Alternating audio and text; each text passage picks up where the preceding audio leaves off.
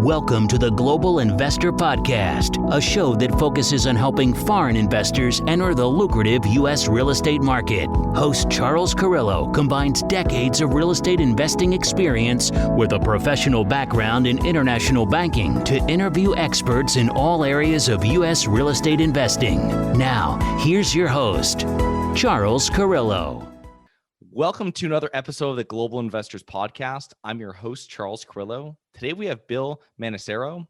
Bill's the host of the Old Dawg's REI Network, a blog, newsletter, and weekly podcast for people 50 years and older interested in real estate investing to fund their retirement. Bill's goal is to own, control 1,000 units doors in less than 6 years. And prior to forming the Old Dawg's REI Network, Bill and his family were missionaries to orphan children living on the streets of Haiti. So thank you so much for coming on the show, Bill. Well, thanks for having me, Charles. Great to talk to you again. So you have an interesting story of getting and starting in professional, and you were a musician, I think, before, and then you became. So give us a little background on yourself, both personally and professionally, prior to getting involved in real estate investing. Sure. Well, I'm from Southern California. That's where I am right now. I basically, grew up in this area. Ended up. My first sort of serious job was getting into banking and kind of moved into the corporate world, a 28 branch savings and loan, which I don't even know if you know what those are anymore, but it used to be the big thing, it was a 28 branch savings and loan. I just kind of, got in there young, started as a teller, worked my way up to a vice president of marketing. And it was kind of fun, doing the corporate thing. But at the same time, I really didn't really like the 9 to 5 and how much it put into your time. You always work twice as much you think you're going to work. And I loved it. It was fun, but wanted to sort of break out into more entrepreneurial ventures and started my own marketing, advertising, and public relations firm. And from there, branched into, just a lot of different technologies, different types of clients, from automotive to healthcare to technology and software specifically. Then I at that time, there was a lot going on in Southern California, trying to establish almost a Silicon Valley South in California. And we formed a group called Software Council Southern California. And I really got very involved in this group, helping new companies launch, helping those that are here to want to stay and grow here. And so I got, very involved in that. And that was a blast. It was just as the internet was starting to come in, and I got sort of snagged away from our organization to work with a new internet company that was being started by Meg Whitman and some others from eBay. That was going to be a business portal, and but at the same time, I was having sort of like personal struggle in a way because I'm a man of faith. I'm a strong believer, a Christian, and I was kind of feeling a draw to the ministry, and I was, enjoyed business and just had a blast doing it. But I felt like he wanted me to do something more, and I had been a musician for years, since I was about 13 years of age. And that was kind of the thing in the 60s and the 70s, you'd have a garage band and that was kind of like, where we started. But then I was able to use my musician skills to earn my way through college. And, I played clubs at night and so forth. And so it was always something that I enjoyed doing. And when I could find time in my business life, I would try to do a gig here and there and what have you. I had a lot of friends that were musicians. And so I was, getting involved in children's music, and I had written a lot of children's music and was involved in concerts at our church and so forth. And in that process, I came out with an album, and that album kind of just took off on local, Christian music radio stations. And there was a lot of people that wanted me to play concerts for festivals, for camps, all kinds of stuff. And so I'd kind of do that on the weekends, but I was also launching a new internet company. So it was really kind of a real tug of my time. And so I kind of was praying about it. I said, God, I don't think I can do both of these. This isn't going to work. And I go, this is what I'll do. I'll stay at this internet company for a year. At the end of the year, my stock options will be through the ceiling, and I'll be able to quit. And I won't have to ask any people for money to support the ministry, and I'll just, go from there. Well, almost a year to that date that I made that deal with God. I basically, the internet bubble burst, and this wonderful new little company we had was, the stock options weren't worth wallpaper. I could use them for anything, and so. And I think it was God's way. He has a sense of humor, and he basically just said, "Okay, now I want you to do it my way. I want you to walk out in faith." So that's basically what I did. Is I didn't have the internet job anymore. Didn't really. I mean, I could have gone back into the, circulating my resume and what have you. But I said I was going to do this ministry thing. So we basically sold everything we had, my family, and I had a kind of a small family at that time. My wife and I, we're living in a place called Redondo Beach. Getting so frustrated, and I was saying, for some reason, we never were in want. We always had what we needed, and I just basically at a certain point just said, I'm not even going to look at this budget anymore, and I'm just going to, I've got a board of directors. They can do the budget. I'm going to work with the kids and do that kind of stuff, and that's basically what happened. 12 years later, we're there. We had grown to, a good sized organization. We had about 70 employees, Haitian employees, and we had pretty much everything my daughter wanted: a hospital, we had a boys' home, a girls' home, a guest house, a whole vocational training program with micro businesses where the kids could learn, various types of businesses, and anyway, just this really great, wonderful thing. We were there during the earthquake. Oprah Winfrey came over and interviewed us. We had a CNN did a an hour documentary on what we were doing over there called Rescued. So a lot of things happened. Long story short, sorry, very long story here. It basically, we're getting older, and my kids, as I had 7 at that time because we adopted Haitian kids. Everybody's growing up and moving back home. My wife had a bout with cancer while we were there. It was completely healed. It was just miraculous. And that was wonderful that she was healed. When we were planning on living there for life, we really felt that God wanted us to, to really focus in on what we're doing and whether we should be there. And so we went on a 1-year sabbatical, went back to the States. My wife's parents took ill, and we ended up being caregivers for them. And we felt like that was really a sign that needed to be there. And so we flew back to Haiti. We had to get everything in order. We had this big organization. We need to find people to step in to take our place and the whole thing. And the whole time I'm thinking about my retirement. And I'm kind of going, okay, well, I guess this is it. I'm approaching 60. I guess I'm going to retire. But I didn't feel like I wanted to retire. I didn't have, it's like, what am I going to do? Collect seashells on the seashore. And I mean, what do you do in retirement? I don't play golf. I was kind of trying to figure out what the heck am I going to do?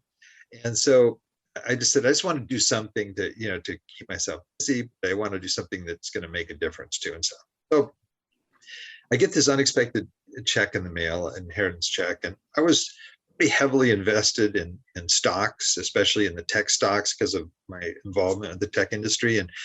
And I got this, inheritance check. I'm looking at what am I going to do with this? I don't want to put it in the market. The market is a little volatile. Plus, I just wanted to diversify. So I'm looking at the various options I had. And I thought, well, maybe I'll gold or, different things, annuities, things that maybe I hadn't done before. But I had a lot of guys on my board of directors for Child Hope that were in real estate. And one of them was a real successful real estate investor that owned apartment buildings in Southern California. I thought, well, maybe I'll just invest in real estate. And I didn't really know what that meant. It could be a REIT, it could be, buying trusts and deeds or flipping houses. I was looking at all kinds of things. So I was online looking at options. I thought I would flip houses. And, I was thinking, gee, that, I don't know, I'm starting kind of later in life. I'm kind of a handyman, but not really, that good. I just dialing back and forth. Finally, I just said, like, I'm going to do something simple. I'm going to do turnkey rental properties. And so I hopped on a plane out of Port-au-Prince. I flew to Atlanta, Georgia. I bought a single family home there. I flew to Memphis. I bought a duplex and another single family home. Then I hopped back on the plane to Haiti. And next month, boom, money's appearing in my account just miraculously. They had tenants in them. They were all rehabbed. But this is easy. This is great. That was a good move. But then I'm also looking at what am I going to do as a profession? And I'm thinking, I was thinking online businesses because I had a marketing firm, advertising, but marketing and advertising totally changed. I mean, there wasn't even social media when I was doing it, and so it's just a very different deal. So I was looking at all these options, and I said, well, why not? Why not just do this real estate thing, but get serious? And so we're planning on going back. We're looking at it. I'm having fun with this, money coming in on a regular basis. I touch base with my property manager every now and then. Everything seemed really easy. And basically, I'm seeing different things that are sort of emerging. I'm noticing that I paid about the same for each of these properties. And the duplex that I bought, I pay the same thing that I did for the other two, but I make twice as much in rent. And, I don't have twice as much headache. I don't have two property tax payments. I don't have two insurance, payments to make. I don't have two roofs. It's just one facility. I go, this is crazy. Why am I buying single family when I could be buying these multis? And then I started to really think, and by this time we're getting ready to go back to the States. I bought another duplex, but this time it was in Indianapolis. And I thought, that'd be a route to go. And I'm thinking, but why am I limiting myself? So we moved back to the States, and I'm like, okay, I'm into this thing, and I'm really excited about it. I said, we made that determination that it was time for us to stay home while we were taking care of my wife's parents. And so at that time, I said, this is it. Okay, you got to jump in with both feet, or are you going to, do something else? And I said, I'm going to do this, but I'm going to do it so that it can help what we're doing in Haiti, because we still have this nonprofit organization, Child Hope. I wanted to, be able to, our dreams is building this village for our children there. It would be just awesome, would have everything on one place. We had rented all these other properties. We had like 6 or 7 properties, and this was the idea of just finding this beautiful place up in the mountains of Haiti, which are just gorgeous, and making this little village for them. So I thought, okay, then, what's it going to take? I started looking at it, and I was looking at sort of what am I earning per door on these properties. And I thought, okay, well, if I can just, double what I have each year within 6 years, I can have 1,000 units. And so I thought, well, that would be perfect. That'd be great. It'd give us, a good opportunity for our retirement, to have the kind of retirement we want. It would give us a chance to help kids in Haiti. At the same time, it would allow me to build a legacy, for I got 7 kids, something to hand down to my kids, right? And so that's where I came back, and one of the things I did early on, I think it was a good move, was I got a mentor, and the mentor told me, look, you need to share your story, and I was already sharing it. I was writing to all these other guys about my age, these other boomers, out there, and they're all asking me, what are you doing, in real estate, how those houses doing, how those duplexes. And while in the process of that, I pick up 22 unit of property in Indianapolis. I found this property. It was just like, it was unbelievable. It looked like it was an old property. It was fully functioning, and it was cash flowing. And I just said, I was really new. So I'm learning as I'm going along. And that was part of what I was sharing with my friends I was writing to, is I'm saying, look, here, you guys, I'm going to tell you what not to do. I can give you a long list right now. And so that's kind of, how things started to evolve. It turned into a blog. My mentor said, you need to a podcast. I didn't even know what a podcast was at the time, but I said, okay, but this guy, he does it every day, and I was going to go, there's no way I'll do it just once a week. And so I started this podcast, and it was great. I actually didn't realize it would be, didn't really understand. I thought it was just getting the information out there, but what I was realizing is the networking was amazing. Because, and you've, I'm sure, experienced it. You can invite people on the show that normally wouldn't even take your call as just a novice little real estate investor. I've had Robert Kiyosaki on. I've had David Lindahl. I've had all these power hitters that I've been able to develop relationships with over time, and that helped me because each podcast that I did for me is like a college course. I'd sit down, like when you were on, you had a ton of great information about stuff that I really had never heard about before with the international community. And I'm so, I love, having guests on more for myself, I guess than for anything else. But that's basically what happened. And we launched what's called the Old Dogs REI Network. And that is, we geared it towards people that are 50 plus, because there are really unique circumstances for people that start later. There's some advantages, definitely. There's also some disadvantages, and we try to address all those things. And so basically the show, educates people. I added another day. So besides the day I have guests on, it's twice a week. I also have a day where it's called Fun Fact Fridays, where I'll either cover, factual things that are important, or I'll share part of from my drama, the good, the bad, and the ugly of, my experience as a novice, going into real estate. And it's grown, and and so has my portfolio in the process. I've gotten into syndication. And I, not only that, but we've even moved into ground up construction and senior living facilities. So I'm getting closer and closer to my goal. I'm, in the sort of low 900s right now.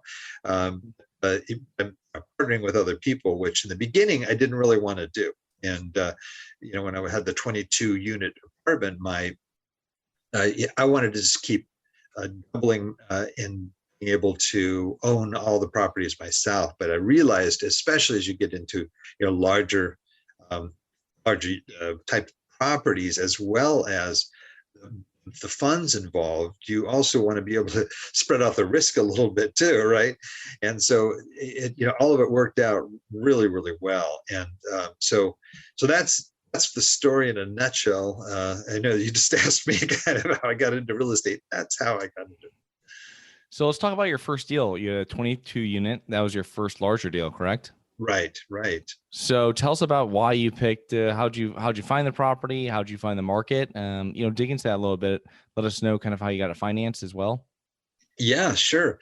Well, it was kind of interesting. Again, I'm learning. Okay. So I really started investing in 2014. I bought this 22 unit in 2016, really sort of late 2015. So still really green. And so I'm trying to figure my way around. I'm reading a lot. I have great guests on. I'm talking to anybody I can. I'm doing what a lot of people do. I've got the podcasts and the webinars and the YouTubes, and I'm just trying to absorb everything I can. And that's what's kind of neat about teaching in general. You teach, I think you learn more as a teacher than you do as a student. It's really funny because you have to be able to stand by what you're presenting to people, right? When you're teaching them. So you really have to make sure you know what you're talking about. So that was an important element in this, is, being able to try to draw what I could.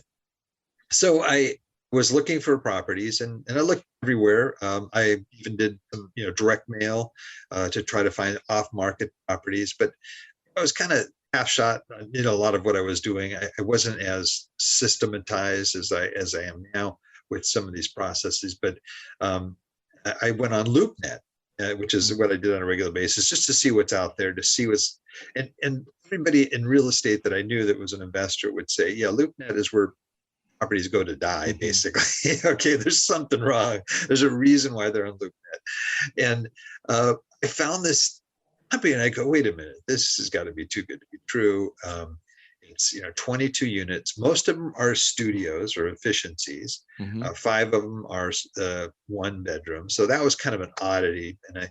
But what I found out by being in the market more is there was a real shortage of studio apartments, and there were a ton of 1 bedroom and 2 bedroom.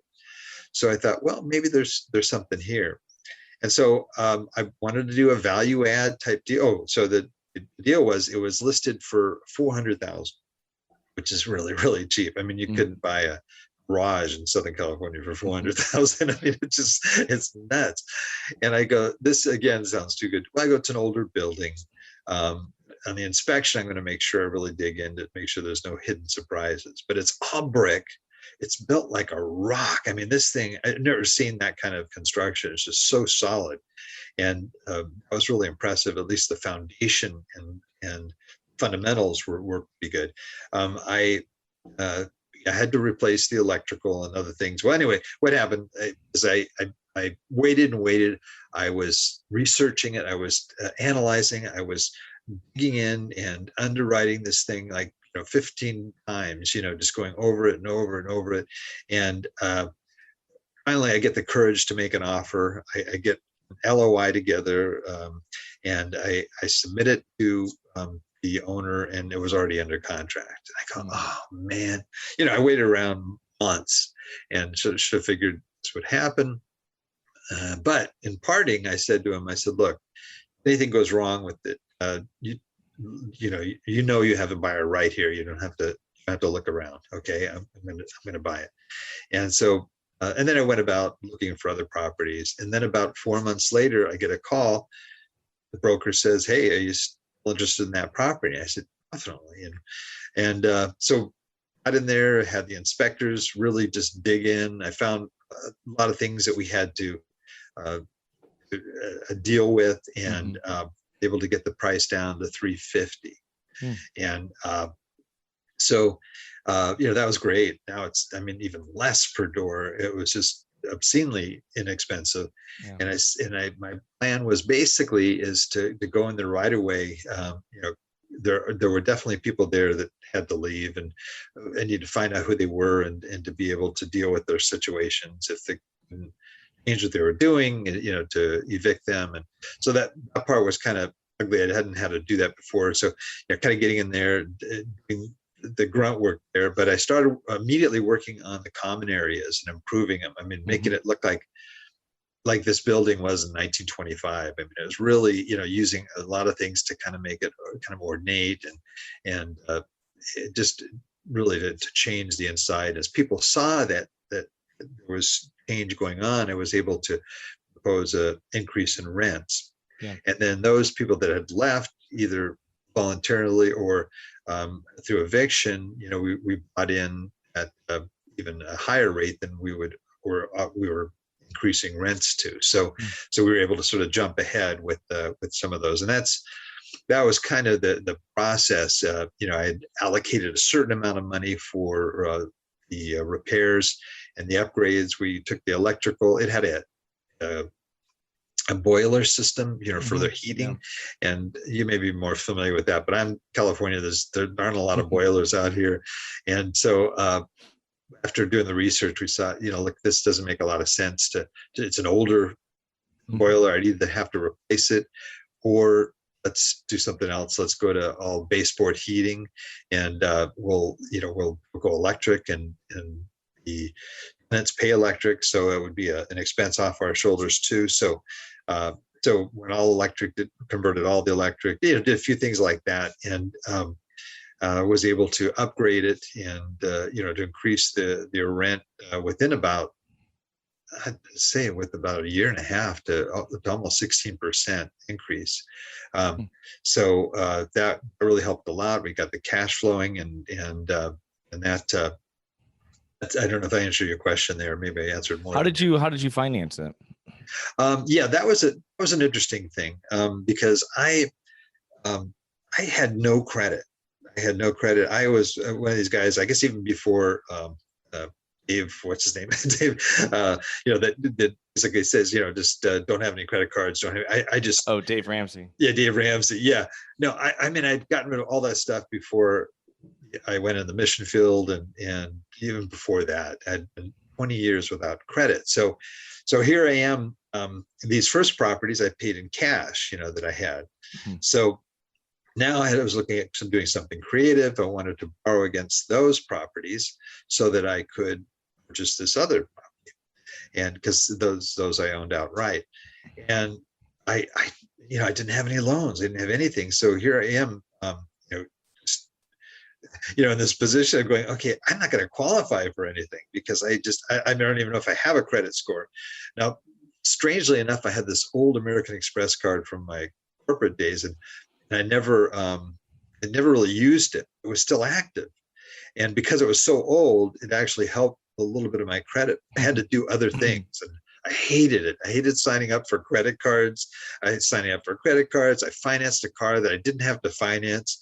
I was just going, this is painful. But I knew I had to do that if I was going to make this work. And that's basically what, and the other duplex I bought in Indiana, I was going to pay cash for it. I said, I got to finance it. Now, for that one, I got a really good loan. It was a really great loan, and it was cheap, and I was paying hardly anything.